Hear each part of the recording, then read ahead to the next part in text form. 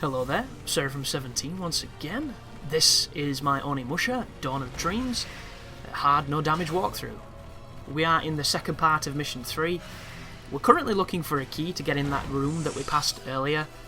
As you can see, I'm dodging a lot of the enemy encounters here, because if you choose to fight them, you'll be here forever. That being said, it's not a bad thing, guys.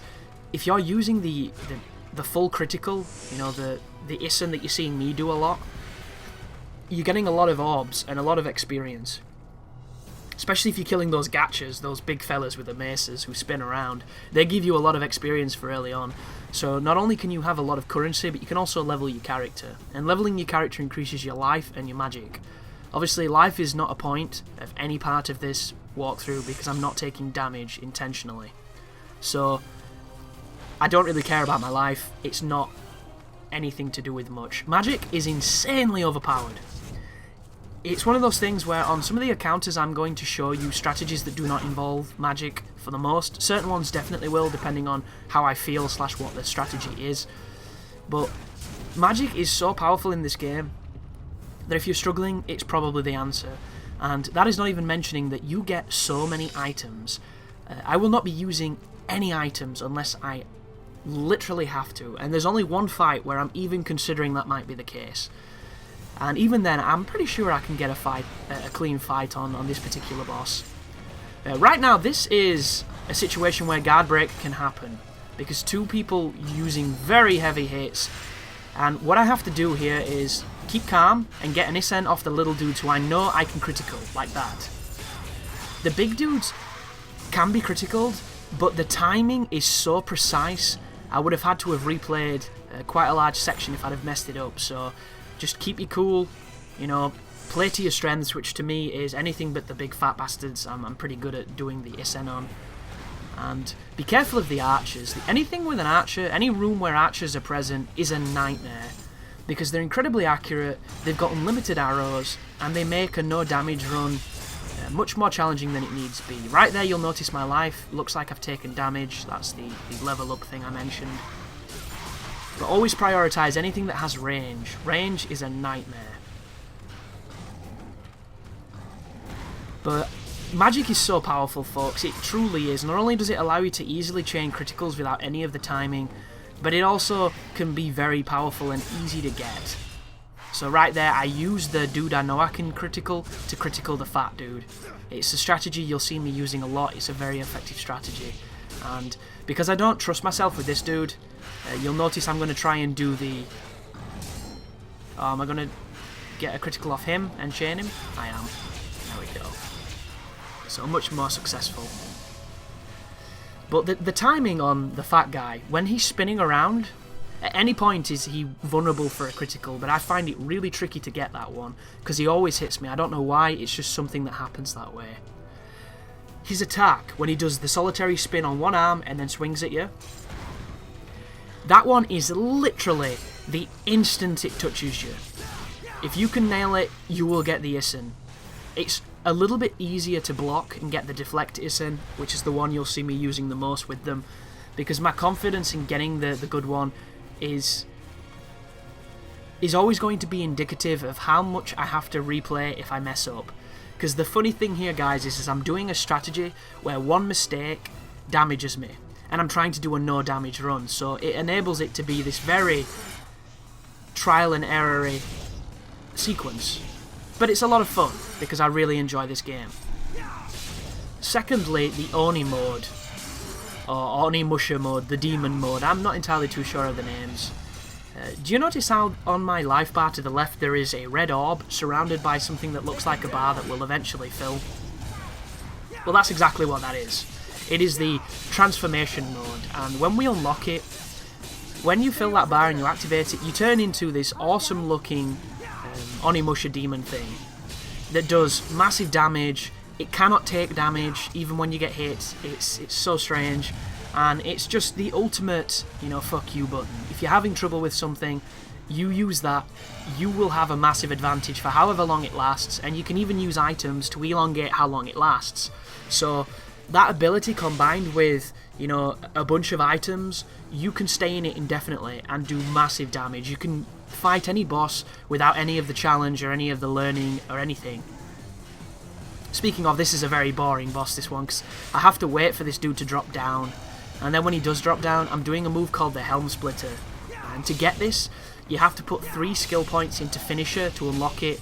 And it is the boss killing move of this game. It delivers the most damage for what it is. It is so much more effective than standard combos. However, it's slow, and you can only cancel out of it with the magic, which you're going to see a little later on. So yeah, Oni mode is super powerful. You're going to see me use it probably against the last boss, because I have no idea how I'm going to no damage that fight. It's horrible in every single way, and the only other strategy I can think of is to get a super powerful sword, which will take about 3 hours to get, and I just don't really want to do that, because I would like a strategy which relies on skill. And it's such a clusterfuck of a fight, it's really tough for that to be a thing. So I'm so tempted to chain some criticals on these enemies, but I decide not to for fear of mistakes, so I can just go and hit the boss and get this over and done with. But Oni mode is super powerful. If you see me use it, it means I couldn't figure out a better way to do it. But you'll not see too much of it, and in fact it pisses me off, because in this mode, when I take damage, I let myself die so that I restart, and then I can hopefully do it better. And when I get Oni mode, when I die, it goes into an unlimited life mode for a while, and then I have to wait for that to end, and then I have to wait for myself to die again, so it just wastes time. Which introduces me to the best thing about playing it on an emulator, which is the save states. And it's essentially the ability to save like a PC game on a game like this, which doesn't have saving like that. And it's so amazing and convenient, and it allows so many things that people hate in games to be completely alleviated. For instance, if there was a big cutscene before this boss and the checkpoint was before the cutscene, after the cutscene you can use a save state and you never have to watch that bullshit again.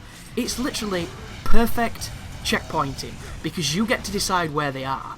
Like, you know, if you're struggling with something and you don't think you can beat something, whenever you're doing well in a fight, you could save state and then load from that point and then do well again and incrementally beat something. And don't get me wrong, I don't understand anybody who does that, because it kind of neutralises the point, but it's an option that these emulators let you do.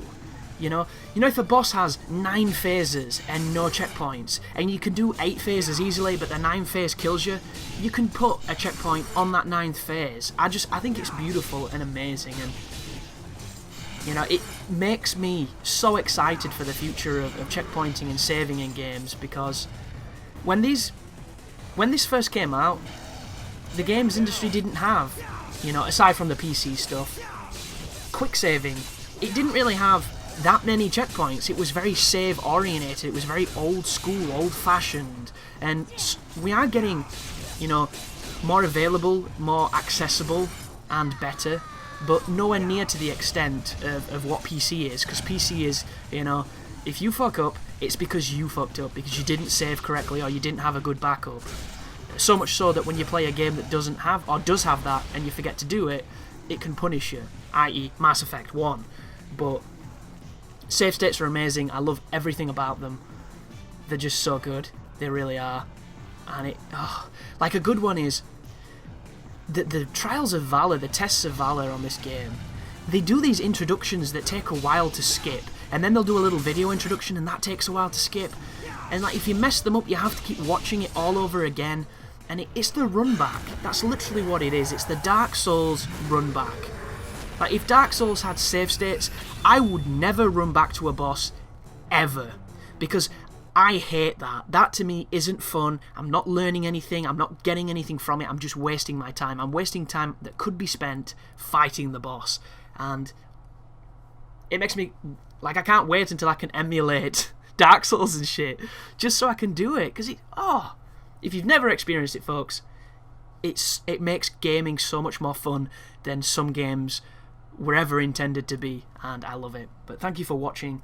I do apologise if that's not the most riveting boss fight, but some of them are really good, some of them are just horrible.